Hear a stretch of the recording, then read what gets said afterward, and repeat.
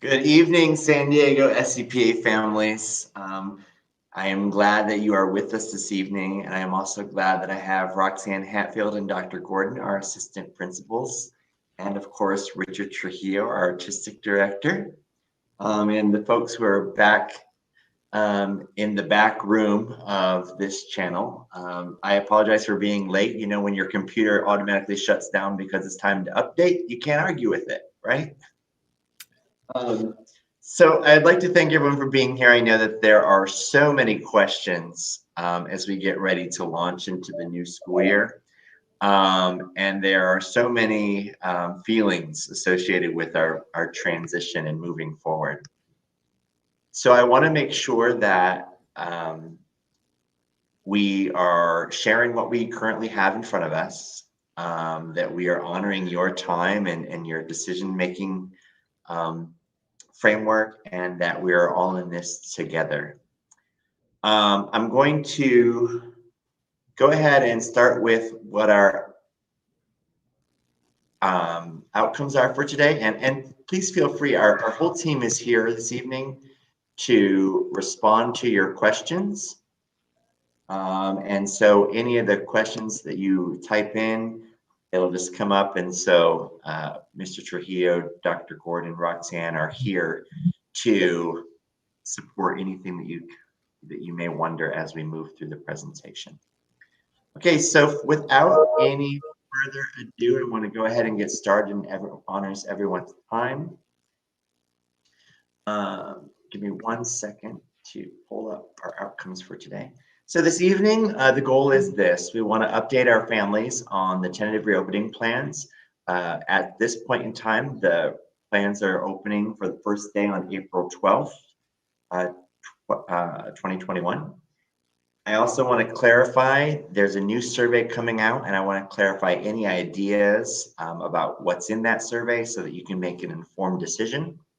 I want to describe the health and safety precautions that we are taking as a school site in the district to ensure the safety of you, our students, our families, and our staff. And then I also want to take a moment to describe the student experience and what that may be like for students as they come in. So the district has mapped out essentially a 4-week process. And currently we are in that second week of moving forward. And at this point in time, we're really on campus and we're looking at the spaces. We're looking with the most recent CDC guidelines and what's, what the most recent updates are for the California Department of Health. We are also looking at a tentative agreement with our staff.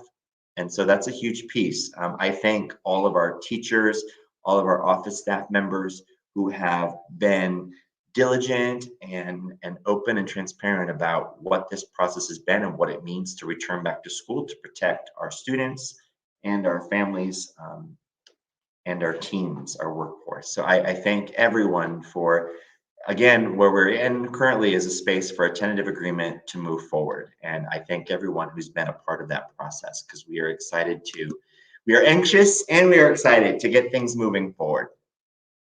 All right. So the first thing I want to do is say some things have been changing. As you know, yesterday we have launched San Diego County into the red tier. Also the guidelines for how we group students. It used to be only 14 in a room with 2 adults, and that has since changed. We are now able to offer instruction based upon what we call stable grouping.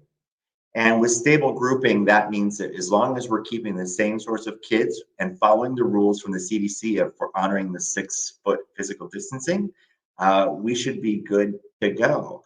It's going to be taking a bit of time to look and see what our facility can handle in terms of spaces that we can provide students and teachers. But as soon as we get that done, we'll be able to see the class size limits and offer some suggestions and opportunities for you moving forward. So one of the things that, and I'm just checking, are there any pictures coming with this, or is this just me talking? I just want to confirm. I don't know. I want to make sure everyone is catching up to what we have. Tell you what I can do. Did they put Mr. Farson? I apologize for interrupting your chat, but I think you have YouTube open as well, and so you're having a really bad echo, and I'm having trouble hearing you. So do you have YouTube by chance open at the same time? I don't even know where that is, that link. No, I don't. I have StreamYard and the survey results. Okay, I'll find it.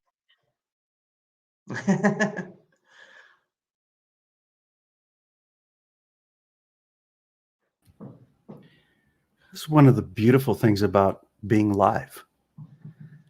Can you imagine back in the glorious days of live television when they would actually shoot the episodes with a live audience?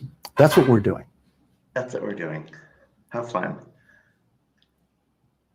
I don't have anything open.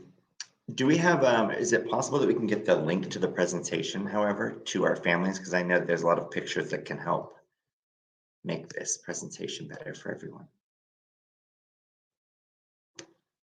Waiting for Godot show. I love it. Thank you, Mr. Foster. I used to love to teach that book. Okay, the Buffington family says it's all about your lighting, Mr. Farson. Okay. I love it. Love it. That's hilarious. Hey, folks, in our chat, we do have a link to the Google Doc for tonight's presentation, so feel free to cut and paste that.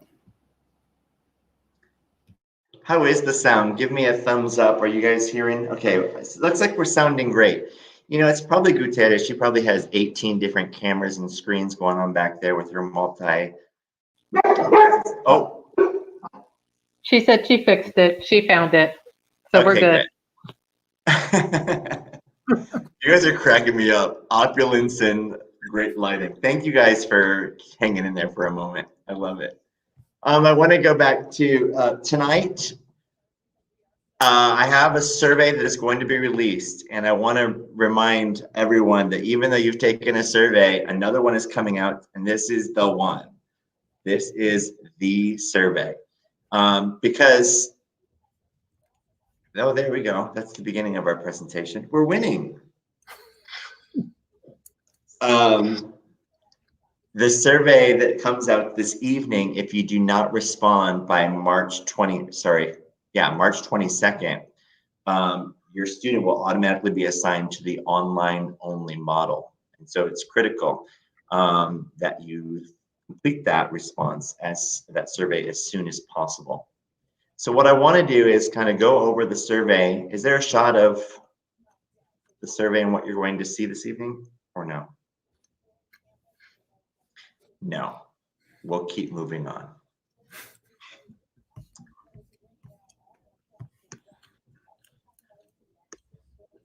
There's two options that students will be given. And when we say hybrid, I want everyone to know what that means, and then online. So in the hybrid option, the teacher will teach online and in person. So it'll be happening simultaneously at the same time.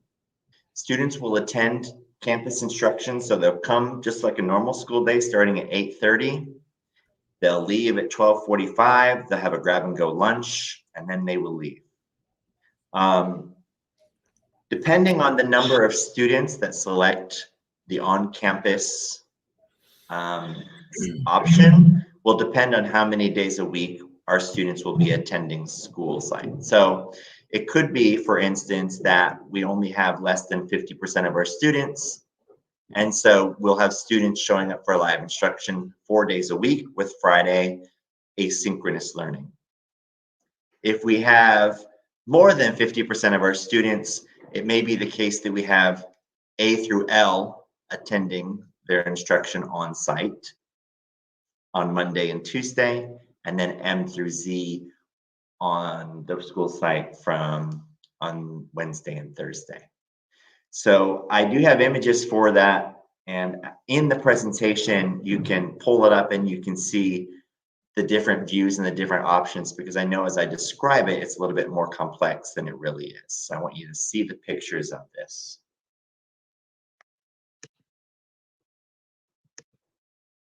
So I just want to Andrea, I know you had a picture for the student experience 1 and 2, and if you have that picture, even if it was outdated, it would be greatly beneficial for our families right now if you can show that.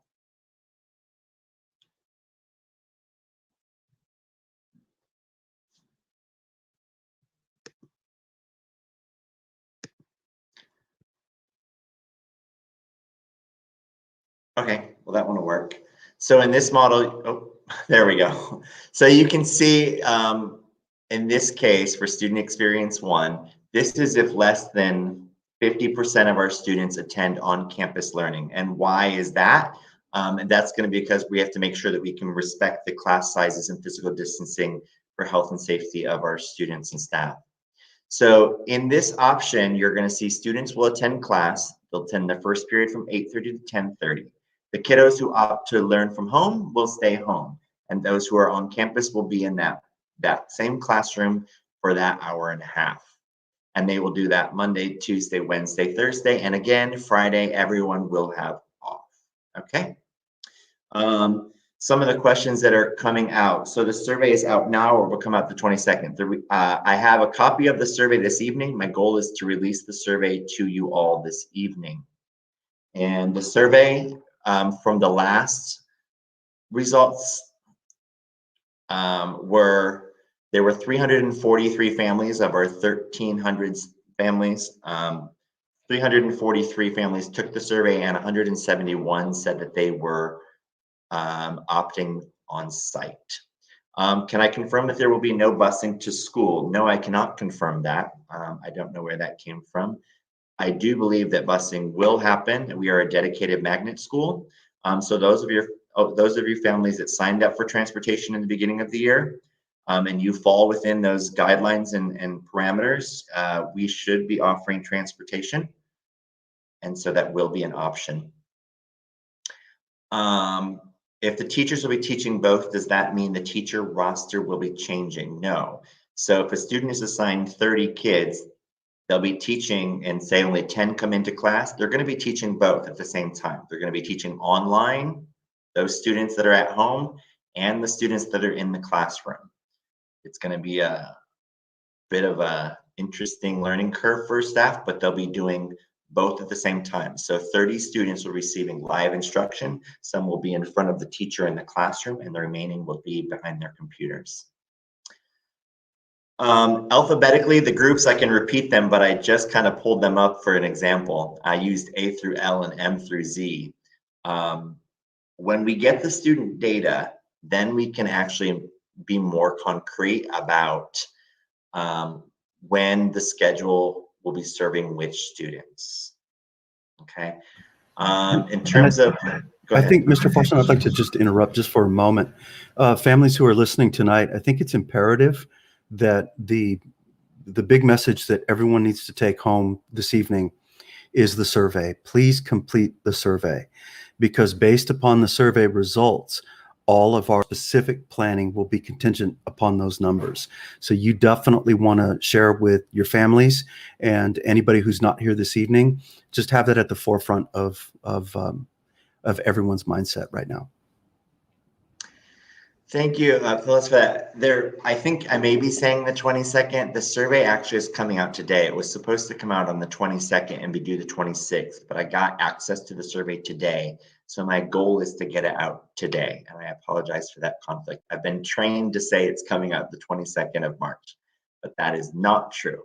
One of the things that I think Mr. Trujillo is even hinting to here, the minute I get a rule, the minute there's a possible change. So I thank everyone for the grace in this process. It's definitely been trying to keep up. I am on information overload. All right. So. Mr. Farson, there was a question about, will teachers be required to be vaccinated before returning to the classroom? You cannot require anyone to be vaccinated, no. It was given to us as an option. I think it opened up last week or the week before. And so teachers that are choosing to be vaccinated will be vaccinated.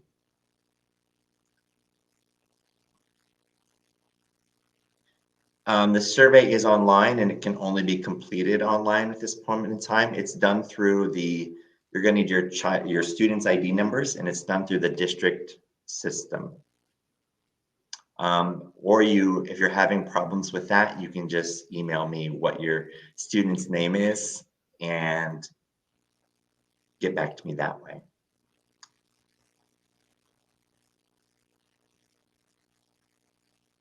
One of the questions I think I saw back earlier too was, no, if you're in, you're in, and if you're out, you're out. There's no halvesies. Either you're all in for online or you're all in for live instruction, but there's no, you get to choose what days you come back and which ones you don't.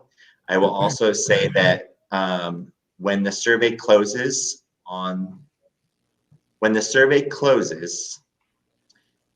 you will not be able to reselect to come live unless we have available spots, given the physical distancing. And so that's a critical piece of information that I want you to know now. No, we are not able to disclose the health records of employees. Sorry. What are the questions? Farson, there's a question here about CCAP classes. Is it best for the student to continue online if they have a CCAP class that starts at 1 o'clock? That's a good question. I haven't really thought about that yet. Yeah. I think it would be best to, because those courses will continue to be online, we may actually need to work with them and see where and how we move forward with that piece.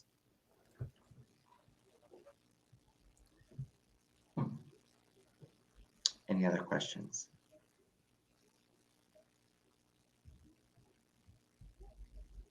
Mr. Farson, I think Shanti Lopez's question is a little bit more complicated, and it's a great one. My biggest concern is how do we hold people accountable for social distancing when they are not at school? Some people do not believe in taking the precautions necessary to keep others safe. You're right. We can only control what we can control at the school site. And so if those are concerns that you have, then I do think that the best option would be to remain in online learning. I cannot control, right? We can't control what people do at home. What I can control is the time that we are together. And I am confident in the protocols and the processes that we have for a reliably high efficient system and effective system for ensuring and mitigating the health and safety of our kiddos. Okay, I do want to, so if there are any more questions about the schedule, because I know that that's gonna be more of a question. And if you have the link, again, the presentation is really valuable. I will be sending this presentation via email to all of you so you can kind of go through it. There are some links that you could click on as well, okay? Andrea, is it possible to show Mr. Farson, there was a,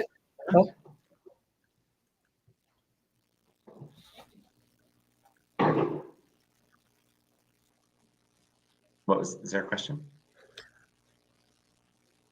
Here's a question from I Renee. think you wanted to wait. Oh.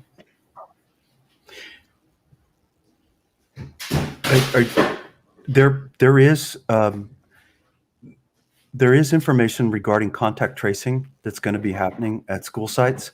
It's a little bit more involved. It's not a simple answer, but there is contact tracing that will be involved. Our nurse, Jennifer Steele, will be involved in that. So if a student is identified as somebody who is positive, then there are protocols in which we must follow. So I want to ensure folks that all safety measures that are being led by the CDC, we are enacting. Yes, the goal is to Do we want to start addressing? Go ahead. Go ahead. I will be sending. Now, there some questions are coming. You're it. You're it. Well, do we want to wait and answer questions later about how we're checking students in once we go back to on-site, or do we want to do those now, or do we want to do those later? Because quite a few of those are coming up right now. About checking students in? Is that the question? What the process for Yeah. checking students Okay. in? So let's go ahead and start into health and safety Yeah. when we talk about multiple mitigation layers. And there's a great little video. It's real cute. If you have a chance to watch it in the link. It is the health and safety multiple mitigation layers, and it has an example of Swiss cheese, where even though you have something that has holes in it, when you eventually stack enough things on top of it, nothing can get through. Right. So the plan for moving forward has been worked through with the California Department of Health, the San Diego County Department of Health. We're using the guidelines for the Center for Disease Control and Prevention. Our health office at the district level and our site level has been working with our team to monitor the COVID symptoms, track the positive cases, work through contact tracing, work with our on-site custodial staff and team. And I want to shout out to SCPA alum and best guy ever, Mark Kanishi, who's been leading so much of this fantastic work on our site, and my assistant, Cruzan Conrique, who has been doing so much work to ensure the health and safety of the staff and students that are already on campus, and really paving the way for where we are today. We would not be where we are without their relentless, work ethic and courage and perseverance. They have definitely been on the front lines working for us. So I will say that there's a site certification process that we have actually already been approved for, but we're going to keep doing it. And what it does is it goes through, and it's like a series of checklists, from everything from proper signage being posted to correct distancing to the correct HEPA filters. I don't know, filtration systems in the classrooms, the appropriate ventilation, the appropriate PPE in every classroom. They've gone through and done. See, even my dogs are loving it. Gone through and certified us so that we are ready to go.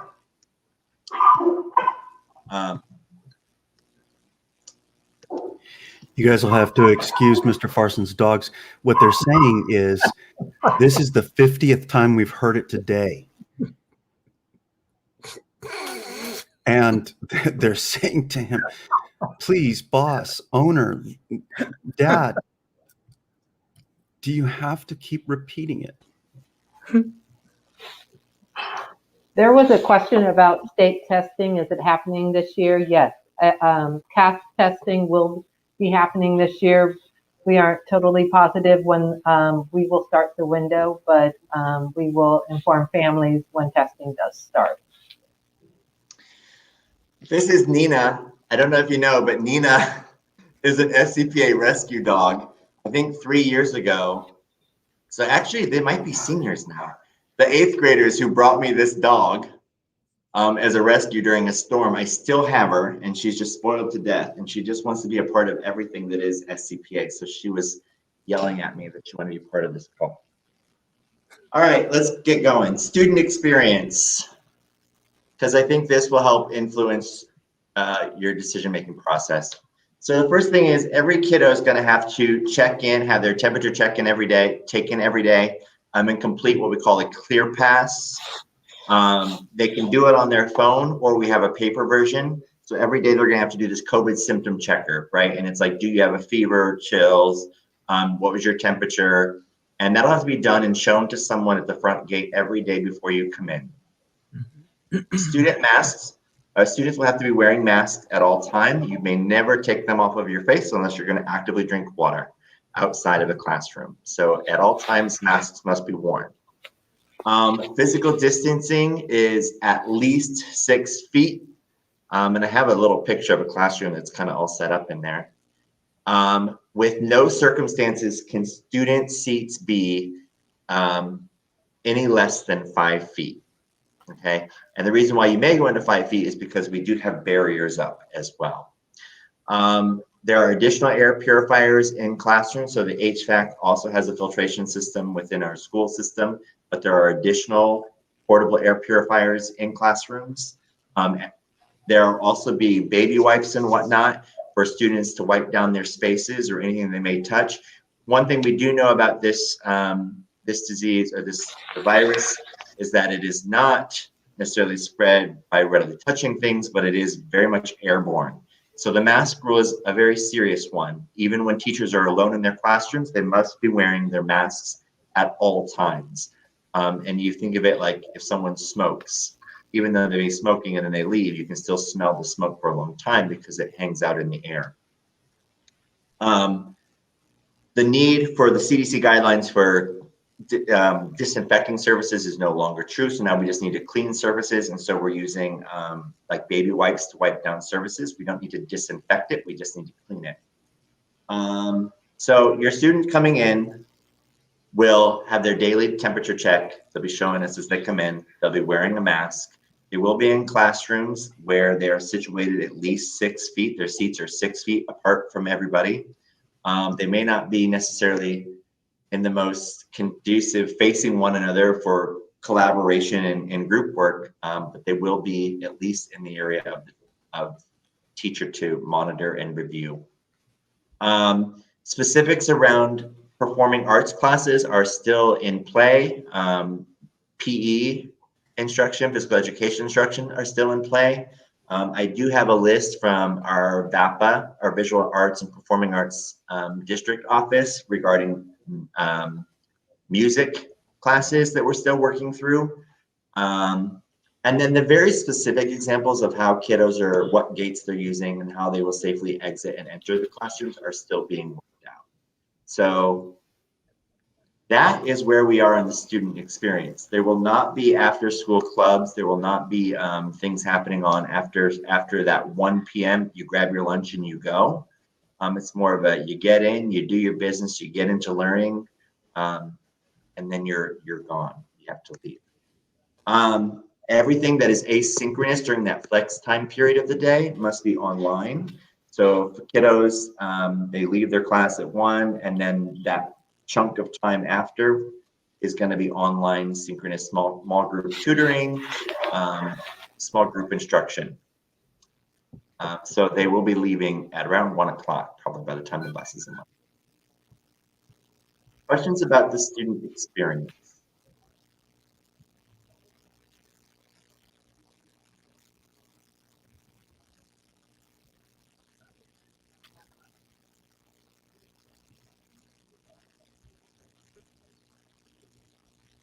Our performance is set to be in person yet? No. Mr. Sure. Farson, can you explain what a stable group? Can you explain what a stable group is? That was Yeah. one of the questions that came up. It's going to be a consistent group of students following a set class pattern, which is going to be their schedule. So what it's not, maybe is better the definition of it, is just kids free roaming anywhere and everywhere they want to go. But it is a set amount of kids that is not changing. So there's no one coming in and out of the loop into the classroom. It's set by the student's schedule, and it's set by the distancing guidelines within a classroom. So for instance, if we have 10 folks in a class that show up for live instruction, it's going to be those 10 kiddos that are in the stable group for period 1, period 2, period 3, and period 4. And to clarify, it is not subject to additional students. It could be subject to students returning to online instruction. So if a family selects that they are going to do online instruction on this survey that we're releasing, they cannot come into the loop. Your decision is made. You are not allowed to come back to on-site instruction. So there's no wavering. You need to make up your mind now. That's why I'm trying to give as much information as possible now. Because we don't want to jeopardize the grouping. Mr. Farson, here's a question from Zoe Rose. What can students bring to school besides themselves? Their computers, their laptops. and whatever they need The to learn. Chromebook. So if it's their papers, pencils, or their notebooks, whatever they're using for their class, that's it. Nothing extra. And in terms of being able to share materials, is that allowed? Like pencils? We do not want to be sharing materials. So we're asking that we will have one if a kiddo needs a pencil, let's say they forgot theirs, we will offer a pencil and paper and pen, whatever they need, but we will not be sharing supplies. We will not be offering snacks except for the grab and go lunch. They can bring a snack, but they'll have to be eating outside. Water bottles, same thing. You just have to go outside to eat them. And for sixth graders, will there be any kind of tour or way to acclimate them to our campus since they haven't been on campus? For new kiddos, yes. I'm excited about that part. And actually, if you've clicked on the link, there is a link that you can sign up.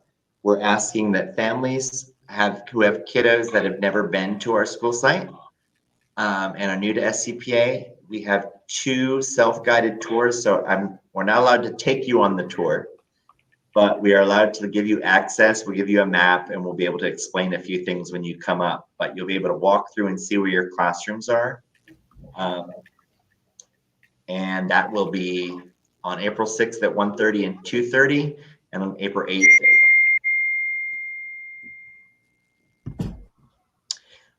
In order to establish stable groups, will students class? No, the schedule is set, and how we move forward with whether we're going 2 days or 4 days will depend on how many students move forward. So the student schedule is set, the times are set.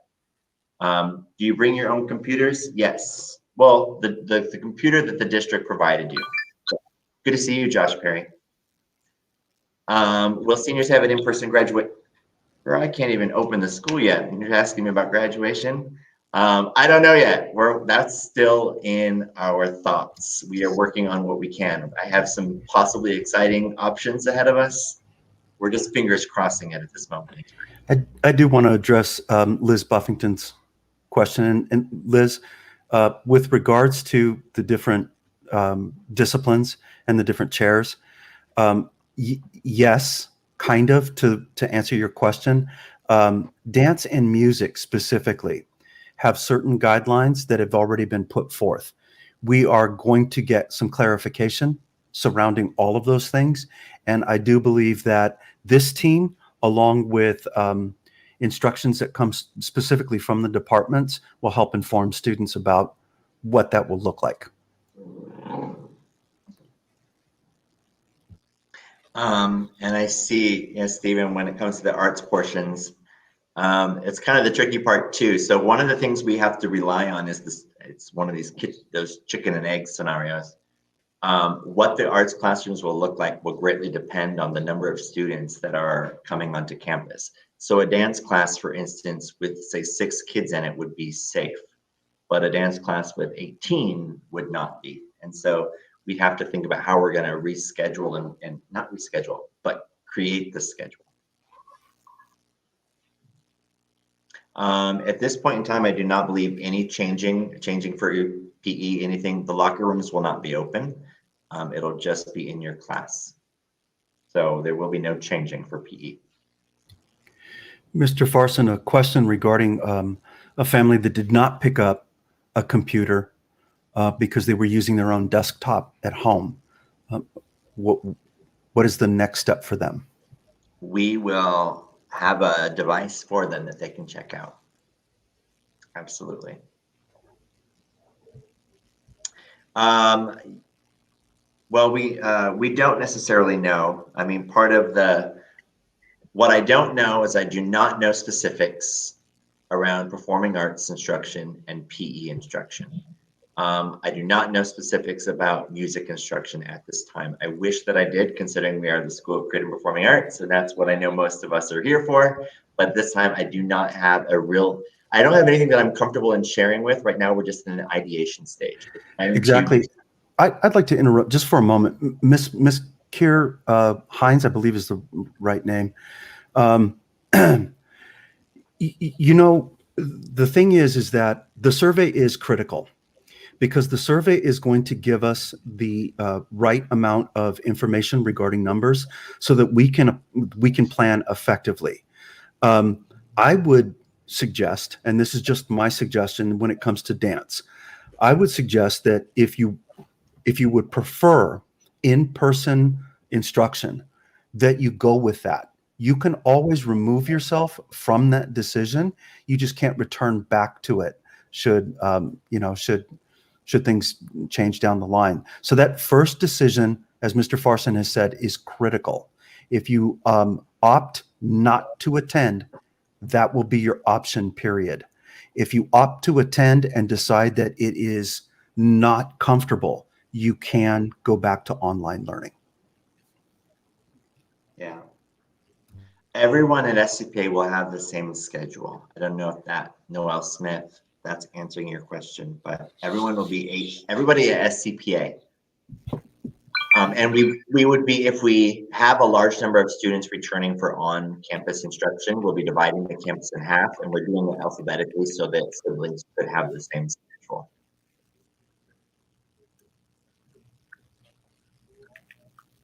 And yes, Jenny McDonald, the survey is just for this school year, so it's just to get us through these final 2 months of instruction.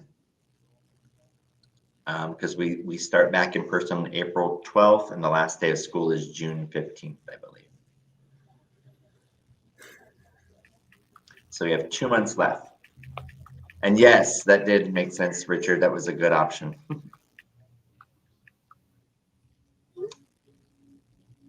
Are just for this school year, yes. And then we plan on returning. Right now, we're planning in terms of our budget for all of next year. As brick and mortar. You can report an absence and leave school. Yes, just like you would normally, but your student would be absent. So you can't skip, but you can report yourself absent or call in. Anything else? I'm sorry, I wish that I had more information for you. I actually this morning was thinking, oh, I don't know that I have enough for folks yet, but I don't yet. Any plans for summer school? Is that Sarah Morris is in our Sarah Morris? No, there are no plans for summer school yet. They're still in the planning phase for the district. You will need to send, or you will need to complete an opt-in form, which will say we agree to come to campus and so on and so forth. So yes, there is a form that you will be given. When we get the survey results, we will communicate with all of the families that selected in-person instruction, and we will make sure to get all of that process ironed out beforehand. And hey, here's the reality. We're patient, and we're all in this together. Mm-hmm. No, it's a different Sarah Morris. Oh, I'm thinking Sarah Morrison. I just want to say to the Castillo family, I think I know what you're alluding to. Why don't you email one of us? We'll follow up with you with more specifics.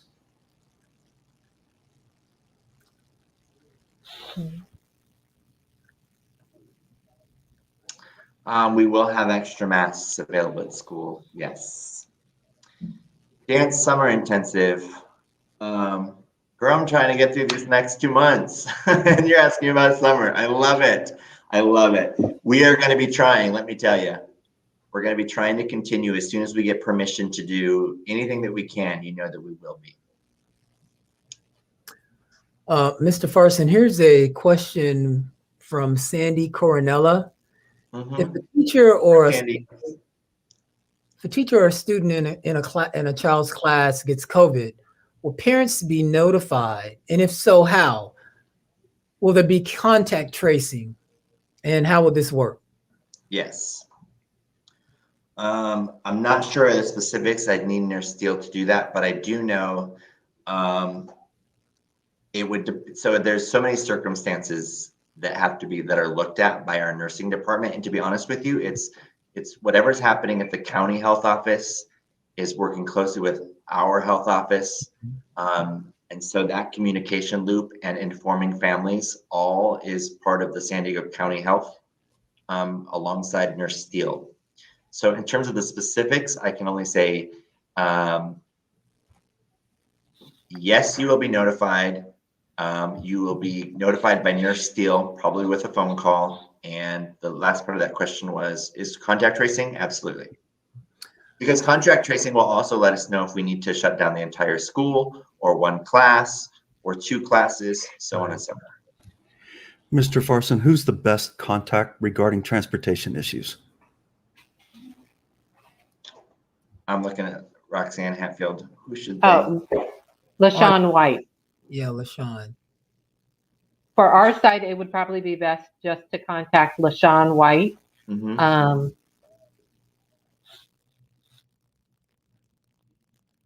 Okay. Here's a comment, not a question. This is from Jennifer Jenkins. Mhm. Just wish you could use this time for bonding and instruction instead of testing. Jennifer Jenkins, you belong at SCPA. Absolutely.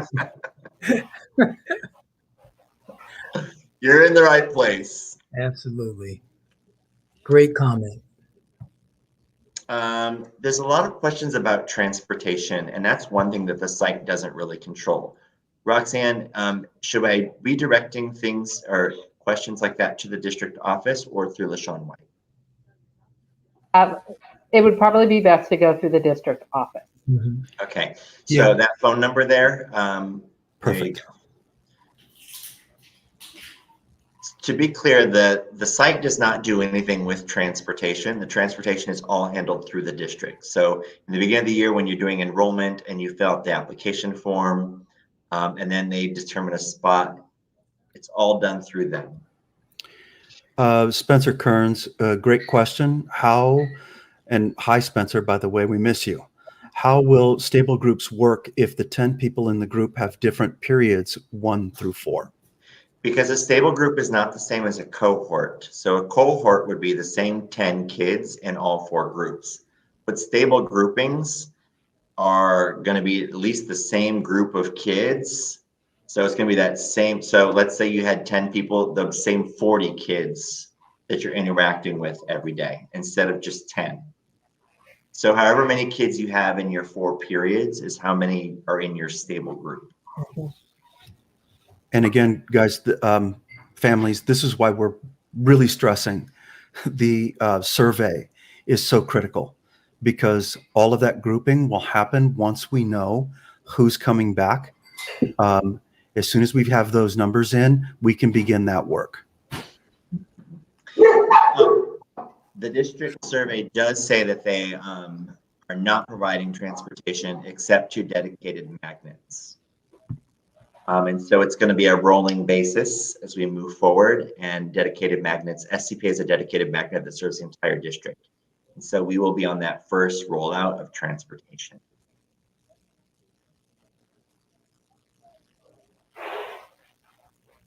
The survey deadline will be the 26th. So my goal is to get off here and get on and send that email out as soon as possible.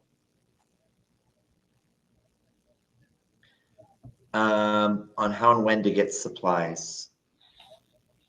What does that mean? Give me more, ask me more of that question.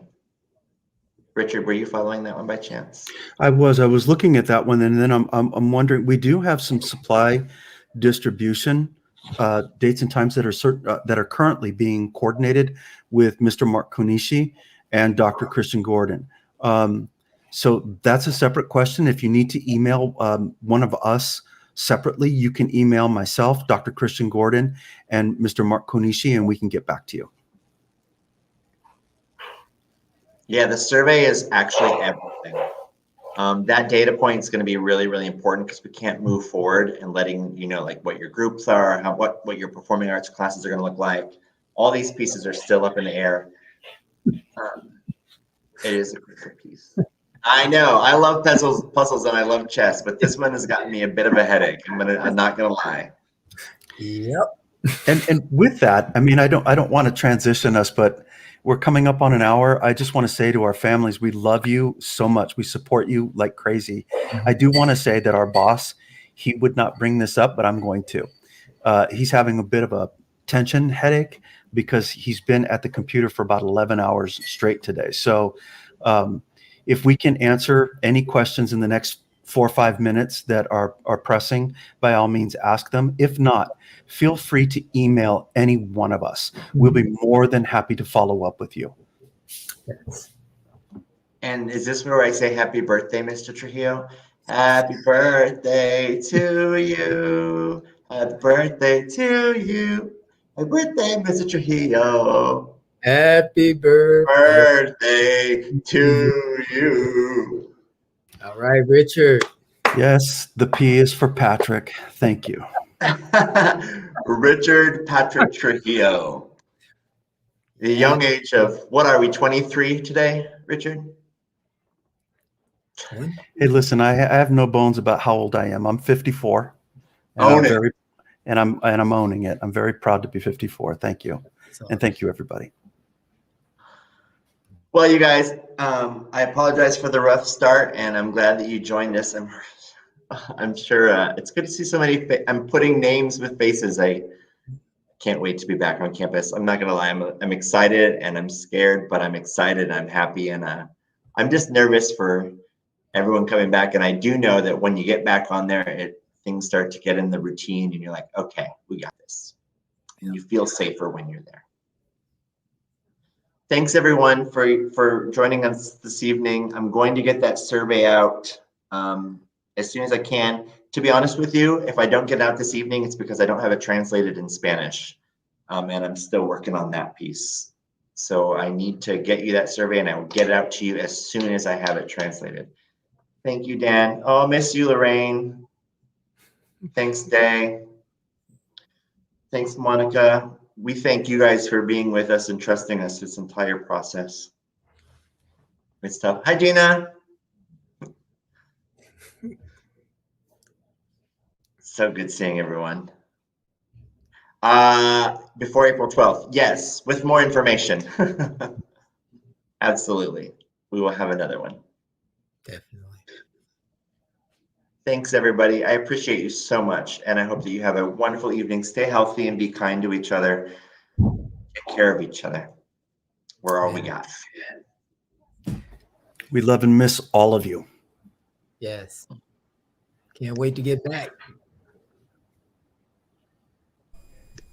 As we begin to welcome students back onto campus and into classrooms, we want everyone to know that the district has put several measures in place that will keep our students and staff safe. When it comes to COVID-19, implementing multiple layers of protection and mitigation are essential to the district's infection prevention strategy. Think of each mitigation effort as a slice of Swiss cheese. They're not perfect, they've got holes. However, slices of Swiss cheese have holes in different spots, and as you stack them, the holes become covered. You can apply the same idea to our safety measures: wearing a mask, washing your hands, social distancing, and sanitization. As you stack up the mitigation layers, the more complete the protection becomes. As we continue to welcome students and staff back onto campus, we all need to stack protections to keep ourselves and others safe. As a district, we recognize that no single intervention is perfect at preventing the spread. We've outlined a few in this video, but encourage you to visit our website for details on all the safety protocols and all the mitigation steps we are taking to ensure our school reopenings are safe.